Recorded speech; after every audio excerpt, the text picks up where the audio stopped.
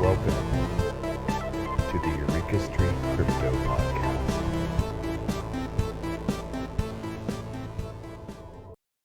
Good morning, everybody. I'm Eureka John, and you're at Eureka Street Crypto, broadcasting live from Leander, Texas. It is, what day is it? March 29th, 2022 at 5:47 in the morning. I get up at the butt crack of dawn. I got my banana, my cayenne cleanse kombucha, and I'm ready to party, man.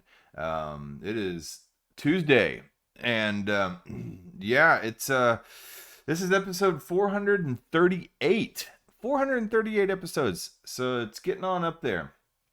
I wasn't really gonna do an episode this morning because I have a bunch of other stuff to do, but I just wanted to sign on and just talk about some stuff just building up in my crypto queue here. None of this is financial advice. This is just me just kind of talking out of my butt, and this is my time in the morning to explore some of these concepts and to get the crypto out of me before I bug everybody else about it for the rest of the day.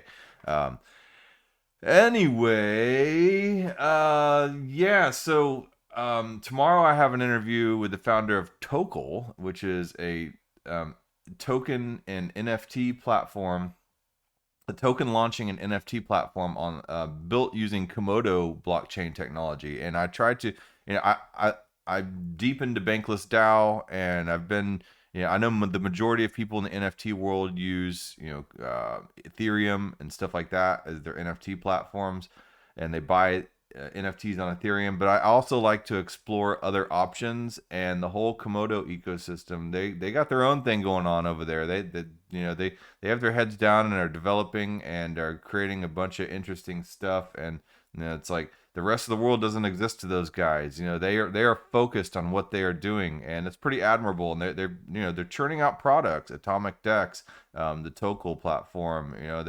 They have the whole Komodo blockchain ecosystem, and so we'll talk about more about that tomorrow. Today I wanted to talk about XDAO, and I know I talk about DAOs a lot, and I went on that rant. I guess was it last Thursday or Friday, about Moloch DAO, and Moloch DAO is basically run by DAO House, and it is a DAO launching platform, and it gives you all the tools you need to build a DAO. And what are some of the main components to building DAOs? Well, a lot of people have been using Discord, and Discord was made for video gamers to form communities, to talk about the video games, to run little bots, and to have little town halls to where everybody can go in there and share their screens and things like that, and show what they're doing, and just basically form communities around video games. Well, the DAO, the crypto space, has adopted these as places to gather for DAOs, and Discord is a centralized social media application, but a lot of decentralized autonomous organizations, which is what DAO stands for, are using this as their gathering place. And there's been a lot of bots that have been developed for Discord to kind of cater to it. There's been ways to connect your wallet and to have gated access to certain parts of the DAO or the DAO as a whole. To make sure, for instance, the Bankless DAO, you have to have 35,000 bank tokens in order to be a level 1 member of the Bankless DAO. And then in order to be a level 2 member, you have to be voted in by consensus by the rest of the DAO, and somebody has to nominate you. So those are just some functions that have been added on to Discord to be able to kind of act as a DAO platform. So you can run a DAO. And what is a DAO? We'll get into that in a second here. But one thing that I've found, that there are a lot of DAO platforms that are helping to launch and run these DAOs, and some of them are Colony.io. I talked about Moloch DAO, like made through the DAO House platform, and DAO House is another one. Then there's One Hive. There's Aragon. There's several different DAO platforms that are used for launching your own DAO. And the thing is most of these DAOs are gathered around Discord. And I guess there hasn't. I mean, there are. It's like there's this. Some of these DAO platforms are such superior options made specifically for building DAOs. Yet people don't gather to them because they're so used to gathering in places like Discord. So how do you stop that? How do you create? How do you move the traffic over to these DAO platforms? I don't know. I don't have the answer to that. But some of these DAO platforms are so well designed and amazingly engineered. They're like Ferraris, where Discord's just like, a Toyota Corolla. Would you start a 16-year-old out and somebody new out in a Ferrari? Probably not. But just because it's superior doesn't mean it's easily accessible. I don't know. Although I do think this should be easily accessible. So I don't know. I'm still learning about all this, and that's the point of this show. So let's go over here to a DAO platform that I wanted to focus on today. Let me go to this screen. Actually, here's the coin market standings. I'll just take a quick look at the coin market standings. I've been trying not to linger too long at the coin market standings because, most of you guys know where to take a look at it. I don't really have any amazing insights on the coin market standings. It's like, it is what it is. I'm not going to be able to give you any like real alpha on it, but we'll just take a quick look. At CoinGecko, I use CoinGecko. Some people, a lot of people use CoinMarketCap. There's CoinPaprika, CoinCodex. There's several others. So Bitcoin's at $47,511.34. This is pretty good. It's pretty low compared to what it was, at its all-time high. What was it? Almost this time last year, around April or May. And then it dropped down for the rest of the year, and here we are back about 47,000. Are we going to continue to see a rise in it? Maybe so, with all this money printing going on and this lack of faith in the U.S. dollar, for sure. I hear Russia pegged the ruble to oil and gold again, so I don't know. We'll see what happens, man. Where the dollar dropped off, the actual ruble gained some value. Oh, man. What a world. Okay, Ethereum is $3,428.68. Let's see what else we got here that's interesting. I don't know, man. So whatever. Let's go over here to what I really wanted to talk about. I'm not your guy. Hold on. There. Just turn off that. Nope. Wrong screen. Okay. I'm not your guy for major alpha and chart watching. But let me get here to this window. Okay, XDAO. All right. XDAO is a DAO building platform. I've never heard of it. I started looking into DAOs that were built on other blockchains besides Ethereum, and a lot of them have been using XDAO. So I don't know. I don't think that this one, I'm not really sure what the base code is for this one. But let's take a look here. That's why I do this show. So XDAO, create your DAO with XDAO. Create and manage your decentralized autonomous organization using the fastest growing, safest, and most convenient solution on the market. $437,213 million is safely managed with XDAO. Total value locked is calculated with Covalent. All right, so before we launch the app, I want to scroll down and I want to take a look at some of the documentation and stuff like that so we can kind of understand what we're dealing with here. It has multi-chain support. So it's not just one chain that this DAO focuses on, this DAO platform. For instance, Moloch is purely Ethereum. OneHive uses the OneHive blockchain. It's a lot of these DAO platforms are one chain focused. I believe Aragon is on Ethereum. I don't know. Colony.io, I believe, is on Ethereum. I don't know. But anyway, so this has multi-chain support. You can build on Ethereum, Polygon, Binance Chain, Avalanche, Phantom, Aurora, Moonbeam, Moonriver, Astar, Shiden, Optimism, Boba, Celo, OEC, Metis, and Heko. That's a lot of blockchains right there. 1, 2, 3, 4, 6, 12, 16. Yeah, 16 different blockchains. Apparently there's 14 DAOs. There's a lot more than 14 DAOs on Ethereum, but maybe through XDAO. Polygon has 400 DAOs. Binance Chain has 385 DAOs. Avalanche Chain has 24 DAOs. Did you know that? Phantom Chain has 43 DAOs on its blockchain. Aurora has 10 DAOs. Moonbeam has 16 DAOs. Moon River, 11 DAOs. Astar, I've never even heard of Astar. 7 DAOs. Shiden Network, 1 DAO. Optimism has 8 DAOs. Boba has a DAO. Cello has 18. So there's a lot of DAOs. So what are DAOs for? Trust management. They collect funds and invest in other projects through launchpads and other platforms. They're for venture investments, for venture DAOs, reducing the risk of loss of funds, make decisions about spending in invested companies. So if you're if you're a venture capitalist, you can join a venture DAO with other VCs, and you can basically make collective decisions about the projects you will be investing in and angel investing in and all that stuff. Hedge funds connect to any DeFi protocol and deliver liquidity through the DAO. The gaming guilds and NFT funds create a DAO and use it as a guild. You can also jointly buy and sell NFTs. So it's a collaborative way to be able to game and to do NFTs. A lot of gamers break themselves off into guilds and have specific functions where they form an ecosystem to help each other out through the game to do different types of things. I'm not that familiar with it because I'm not a gamer, but I get the gist. Project money management, manage your shared project budget. And then charity, distribute funds transparently and security through the DAO. And I've talked about this about Giveth.io, and Giveth is formed on XDAO blockchain.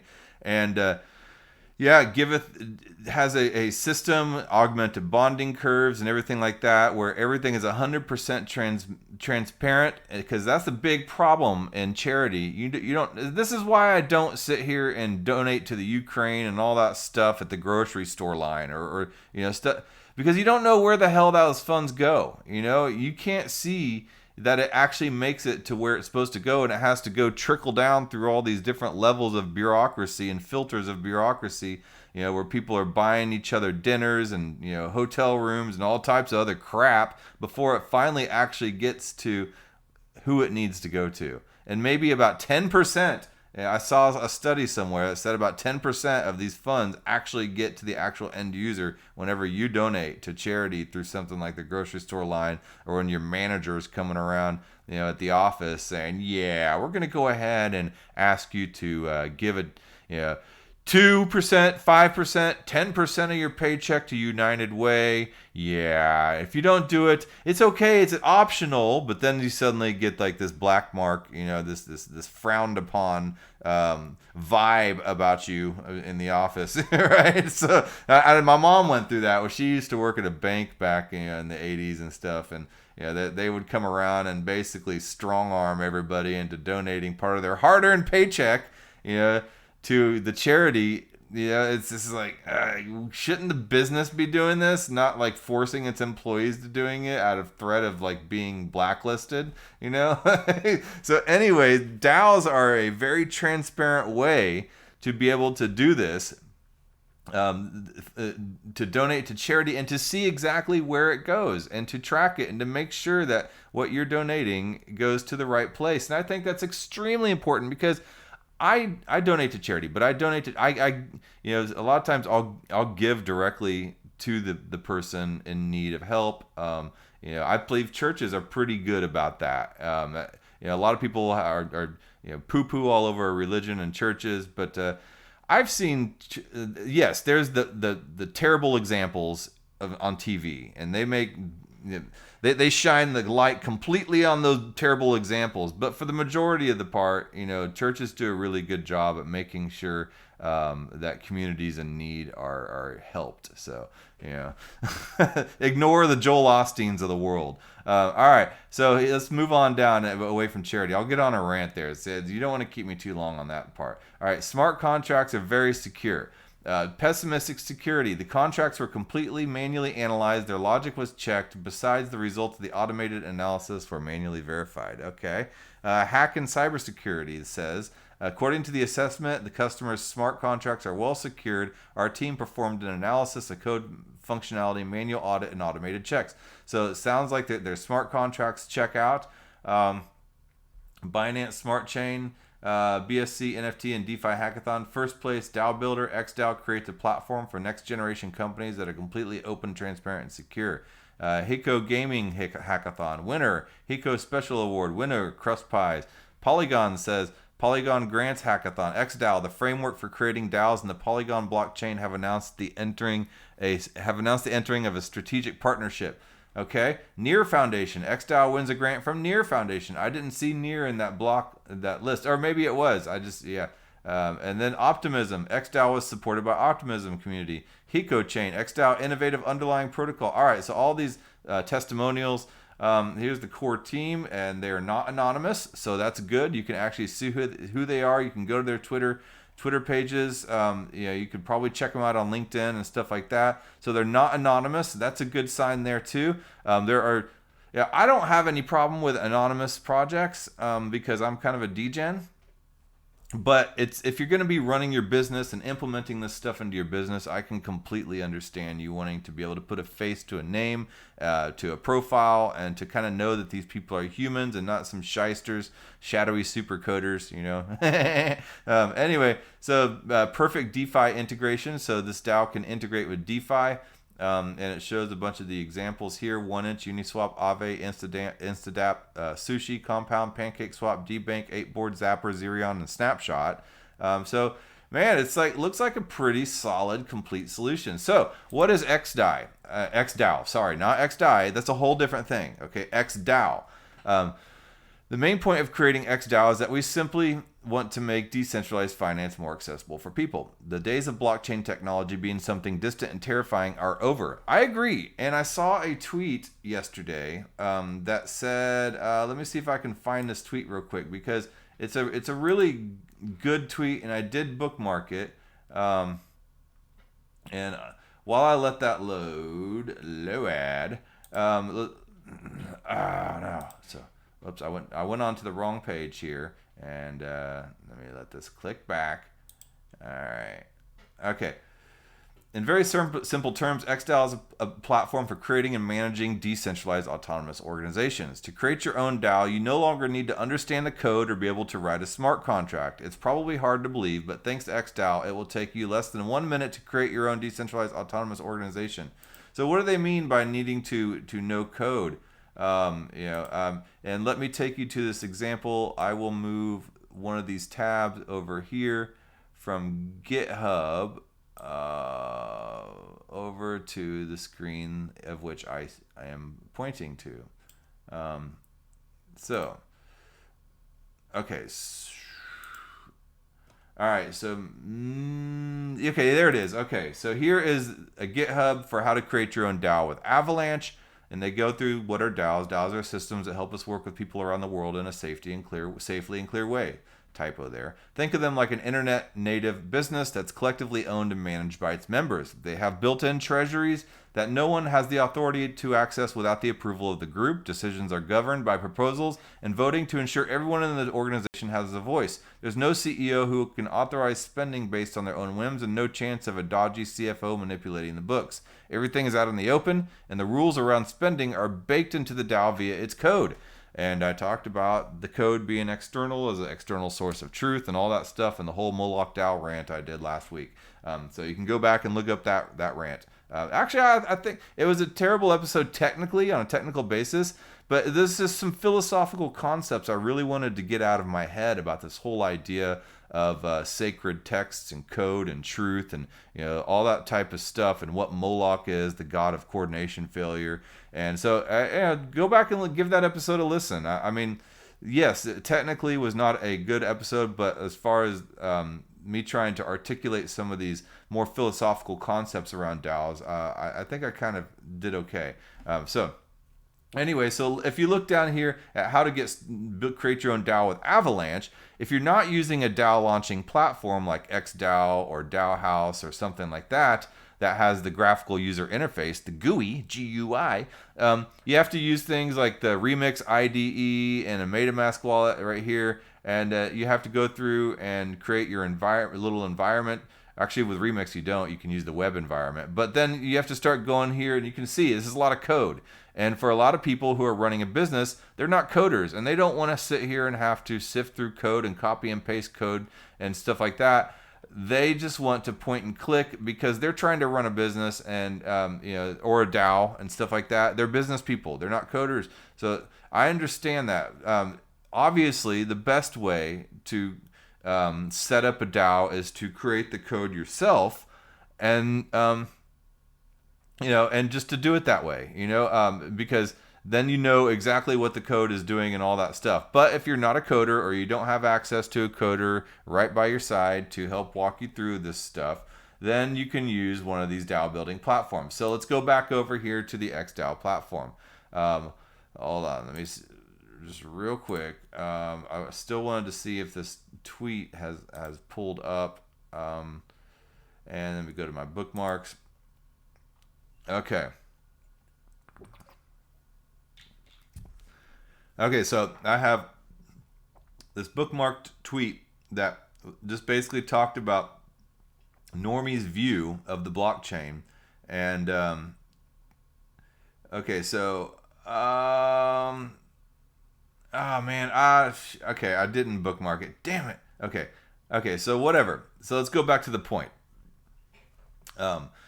Anyway, in very simple terms, XDAO is a platform for creating and managing decentralized autonomous organization. To create your own DAO, you no longer need to understand the code or be able to write a smart contract like I just showed you on GitHub. It's probably hard to believe, but thanks to XDAO, it will take you less than 1 minute to create your DAO. Thinking about DAOs on XDAO as multi-sig wallets does not fully reveal the potential of the platform.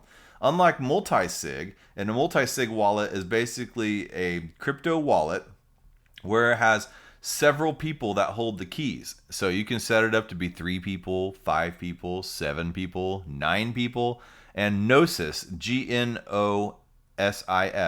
I've heard people pronounce it Gnosis, and it's like a cheese grater on me. It's Gnosis, like as a Gnostic, and Gnosis, the Greek word for knowledge and wisdom and stuff like that. So yeah. Okay. All right. Gnosis found multisig is kind of the main one on Ethereum, and there's other apps that help out like parcel.money as well. But many people hold the keys to a Gnosis wallet or to a multisig wallet, and it's like nuclear launch codes, right? You can't just have the president in a bad mood one day decide he wants to go ahead and nuke the rest of the world. You have to have maybe 3 other people who hold the keys, and everybody puts their key in there at the same time, and they all turn the key and decide that they want to destroy the world. So you got to have a mass psychosis in order to want to destroy the world, because one person doesn't just hold the key. Well, same thing with the DAO multi-sig wallets. If anybody wants to spend the money in there, a lot of times they have to come to a vote on it first, and then ideally the vote results would immediately trigger the debatably would immediately trigger the smart contract to be able to enact the whatever protocol was voted on. But the voting outcome will cue the people holding the multi-sig wallets to each go and approve the transaction or the contract. And then say you have to have 3 out of 5 or 4 out of 7 of the multi-sig key holders to be able to spend those funds. So that's a multi-sig wallet, all right? But multi-sig wallets don't fully reveal the real potential of the platform. So multi-sig wallet is not good enough here. Unlike multi-sig, where you set a number of signatures required to complete transaction, in XDAO, decisions are made by setting up a quorum. So once a quorum is reached, the transactions can be activated by one of the current DAO members. So what the hell is a quorum here? So let's go take a look at this quorum. I thought I had this tab open, but maybe I did not. So let's take a look right here at the docs. How to choose the right quorum. I ran into the quorum in the Bankless DAO too, where even though we had sent our proposal for the podcast hatchery to the grants committee, there weren't enough people that had voted on the proposal quite yet. And before it got to the grants committee for it to be able to be passed through grants committee. And it just so happens right when we were speaking in grants committee, everybody rushed over to the proposal to vote on it. And so we were able to reach enough quorum. Well, quorum is the required amount of people needed to vote on something in order for it to be able to pass through a proposal. So let's see here. A quorum is the minimum number of members in a DAO necessary to conduct the business of that group. According to Robert's Rules of Order, now let me just go ahead and open this link in a new tab. The requirement for a quorum is protection against totally unrepresentative action in the name of the body by an unduly small number of persons. In contrast, a plenum is a meeting of the full or rarely nearly full body. All right. Quorum voting requires a certain threshold of voters in order for a proposal to pass. For example, 60% quorum, which means 60% of voting power needs to vote. Now, I think during this Bankless DAO session at the Grants Committee, we needed to have 40 positive votes or 45 positive votes for this to be accepted as a proposal, no matter what the Grants Committee people say. The Grants Committee is 8 people. But in order for this proposal to be legit, it has to have at least 45 positive votes from the Bankless DAO as a whole. So if I were to bring a proposal and it did not have those 45 votes, then there's nothing the Grants Committee can do. So it's kind of a measure to make sure that some minorities don't just like ramrod some kind of proposal through in order to get things done. That is a quorum to make sure that that minimum is met. So once this threshold has been met, whichever decision has more votes wins. Without reaching the quorum threshold, proposals fail, right? So imagine you have a group of 3 DAO members and each of them holds 10 governance tokens. And the votes are distributed accordingly, 33 1/3 of each member. If you decided that the quorum can be reached if 2 members voted, then the quorum threshold should be between 34% and 66%. Right? So that's kind of how quorums work. I've been hearing the word quorum being thrown around quite a bit, and it's just this kind of, I was like, yeah, but I never really like looked into what quorum was. So I want to check out Robert's Rules of Order too. I'm curious about that. So in brief, okay. Robert's Rule of Order often simply refers to as Robert's Rules. It is a manual of parliamentary procedure by U.S. Army officer Henry Martin Robert. The term Robert, here he is, a little picture of him. Hey, Henry, how you doing? He was an American soldier, engineer, and author. In 1876, Robert published the first edition of his manual of parliamentary procedure, Robert's Rules of Order, which remains the most common parliamentary authority in the United States. All right. So the term Robert's Rules of Order is also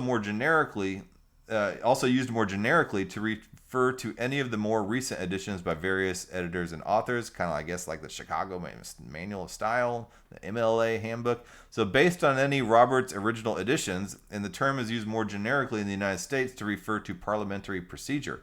Robert's manual, I didn't know we had a parliamentary procedures here. I mean, we're not, it's not the parliament, not the parliament, Big Ben. Robert's manual was first published in 1876 as an adaptation of the rules and practice of the United States Congress to meet the needs of non-legislative societies. Robert's Rules is the most widely used manual of parliamentary procedure in the United States. It governs the meetings of a diverse range of organizations, including church groups, county commissions, homeowners associations, nonprofit associations, professional athletes, school boards, and trade unions that have adopted as their parliamentary authority. Robert published 4 editions of the manual before his death in 1923, being the last thoroughly revised and expanded 4th edition, published as Robert's Rules of Order, revised in 1915. So basically the dude was just really good at ordering people, like creating order in chaos, and more power to him, man. That's pretty cool. That being said, let's go back over here to creating the what is XDAO. Okay, so we went through Robert's Rules of Order. Okay, and we talked about quorum. Our innovation is to give DAO creators and managers governance rights by issuing governance tokens, while investors will be able to have a share in the DAO by purchasing and holding liquidity provider tokens. So they separate out governance tokens, and so they separate out governance and economic rights in here. So DAO creators and managers will have governance rights with governance tokens, and investors will be able to have a share in the DAO by purchasing and holding the liquidity provider tokens, or the LPs. So Aaron Wright has a tweet here that says, Multi-token models are the next frontier for DAOs. They will help segregate rights, i.e. governance and economic rights, and enable a broader range of collective activity. That's pretty cool. I never really thought about this whole concept of separating out governance and economic rights. This idea of separating voters from investors is really fresh and very different from how DAOs are managed now. However, investors can also have this voting right, and a DAO can work in such a way that investors are represented in the DAO government. All the things to raise investment are built in. As mentioned above, investors can obtain LP tokens, and it happens by all means of fundraising. DAO members organizing private and public rounds, and then arrange an IDO by creating a pair with an LP token on the DEX, the decentralized exchange. And I'll show you that here in a second. Another interesting thing is our modular system. Modules are built as permitted smart contracts that can execute special functions for your DAO. For example, monthly payment distribution through a DAO, voting rights delegation, and others.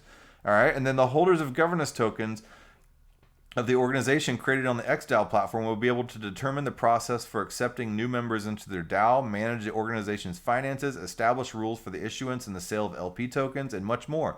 With XDAO, each organization will have the ability to manage a wallet of the most popular cryptocurrencies and to make joint decisions about their investment or distribution.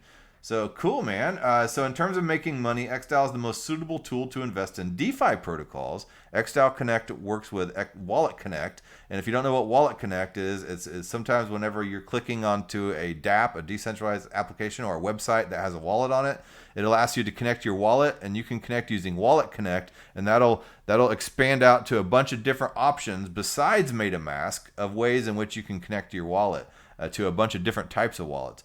So XDAO works with Wallet Connect to get access to DeFi just like individuals do. A significant advantage of our platform is the use of a chain-agnostic approach. That means our DAOs can be created on any known EVM-compatible blockchain. And basically, most blockchains now are becoming EVM-compatible. EVM stands for Ethereum Virtual Machine. It doesn't mean it's using Ethereum. It means that the code crosses back and forth very well with Ethereum. And so anybody that is coding in Ethereum can also work with the DApp here. So that was XDAO in a nutshell. All right. So let's go to creating a DAO. So I started to create a DAO, and I went here to look in it. Let's go ahead and just launch this. What am I looking like on time? Oh my God, I'm way over. I do this all the time. I just get so involved in what I'm talking about. So here's the platform. I launched the app. I connected my wallet and my MetaMask wallet, and here it is. Here's the DAO modules. Let's go to the home and take a look. I don't have any DAO yet. All right. So I'm gonna go to this invest tab right here. Let's take a look at this tab. Analyze and decide on investing in a DAO. Buy a public offer or go to the DAO offers page. So you can invest in a DAO right here if somebody sets up a DAO. All right. So here's some of the public offerings right now, initial distribution offerings and all that type of stuff. So let's go back to the home. So let's take a look at this. Let's not go there yet. Let's go to the ecosystem. Take a quick look at that.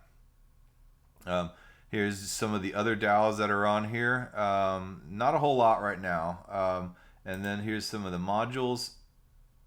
And so private exit, so you'd be able to rage quit, get a private offer burning LPs, or exit from DAO. Pay dividends. So these are just some functions that you can plug in. Pay dividends by distributing tokens from DAO account. Launchpad, start the token sale of liquidity pool tokens of your DAO. Vesting, you can vest them, so the token distribution, it's coming soon.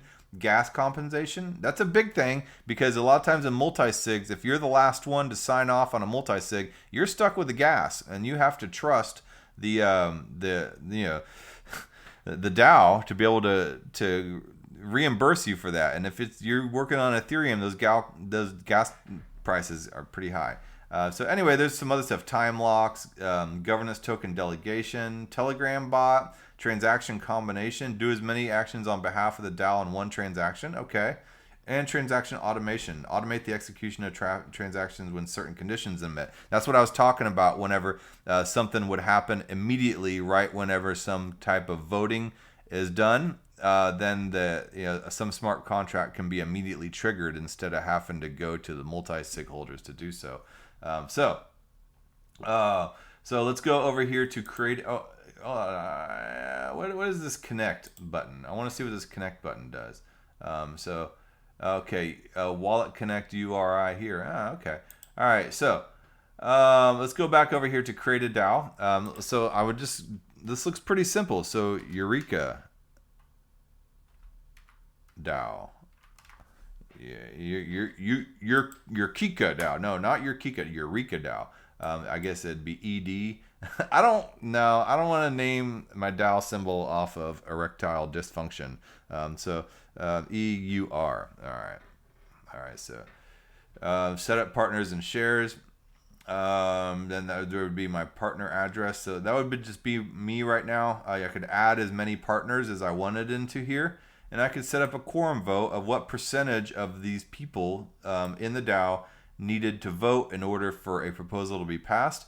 And then I could create my DAO. Voila. Right? So pretty simple, man.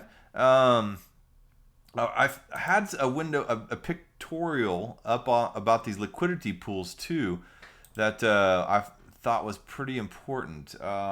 Where did that go? How to manage a DAO. So let me make sure that, yeah, I want to go to this. Okay. I want to show you these liquidity pools because you can invest directly in a DAO, but you won't have any real ownership of it. So you're basically just putting money into a DAO. So you have to be able to buy these liquidity pool tokens. And then you get your LP token that represents your position in the liquidity pool for that DAO. And then that is where your true ownership is, and your investment is. So I had a graph that was up here, and now I can't find it. Maybe I'll have to come back to it because I'm way over time today. Yeah, it was here it is. Here's the graph. Okay, so add funds to a DAO balance. So assets to the DAO can be added in two ways: by sending funds from a personal wallet directly to the DAO, like you just saw up there, or through the purchase of LP tokens. And the second option is more correct, since only the owners of LP tokens have a share in the DAO and can withdraw their funds from it. Okay, so yeah, it gives you the rights to that. Otherwise, you're just donating to the DAO. If you send funds directly to the DAO without purchasing LP tokens, you will not be able to claim your share from the DAO, even though you have governance tokens. So you might be able to vote. If you directly send money to the DAO, you'll get the governance tokens, but you won't get the liquidity pool tokens. So if you ever want to leave, you can't just take your money and run. So it doesn't give you the rights to be able to withdraw your funds from it. To see the portfolio of any DAO, use this. So here it is, the idea of the DAO member connects MetaMask and any other wallet, and if they just do the direct transfer of their money to the DAO treasury, it just goes there. If they go through the XDAO shop and get their liquidity pool tokens, then they get their liquidity pool tokens to represent their share, and then the money goes to the DAO treasury. So I think that's a very important distinction. And I think that's really cool what this does, and what makes XDAO stand out is the whole idea of this separation between investing and governance, and voting, investing and voting. So yeah, pretty cool concepts, man. I know this only touches the tip of the iceberg here, and I'm out of time, but I really wanted to cover this platform. I might create a DAO. I don't know what for, that I would have time to run it, like a Eureka DAO. I mean, what could I do? Give me some ideas. Would you join my DAO? You know, like would you become a partner with me in it? What can we do? What can we make it a content creation DAO? Like, and then everybody does content creation work, and then gives what they've earned for their content creation to the DAO treasury, and everybody manages the DAO that way. And then we can get some people who are really good at finance to be able to use the treasury funds in order to invest in good DeFi platforms, to where we could grow our treasury that way. You know, and then be able eventually to issue everybody out some kind of paycheck or UBI from the DAO. I don't know. Just the gears are turning. There's a lot of possibilities with DAOs. All right, man. Well, that being said, I got to get out of here. I got to skedaddle my butt to work and, make a day out of it. So I got to go on my long commute.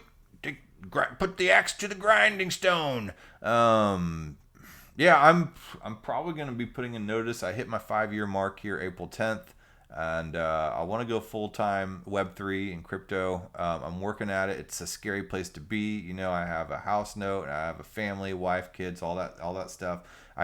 It's a scary thing to do. I can't just go where my feelings tell me to go. You know, I have to think of other people.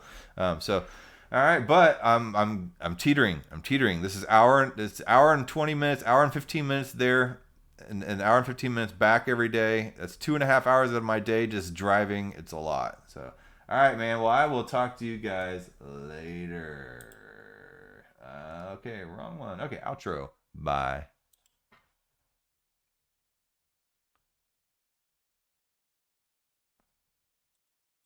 Come on, outro. Where you at? Okay, let's try this outro. No? Oh, dude. I don't know, man. My outro is not playing for me. Here we go. All right. Bye, guys. Thank you for making it to the end of this program. If you actually like this content, give a thumbs up. And if you want to hear more, just hit the subscribe button. I'm available on YouTube, Odyssey, and BitChute, and on all the major podcasting platforms in audio version. Spotify specifically. If you would like to follow and leave a review, that would help a lot. I am also available on Twitter at EurekaJohn1. That's EUREKA John, JOHN, and the number 1. My DMs are always open. Feel free to shoot me a message. Thanks again.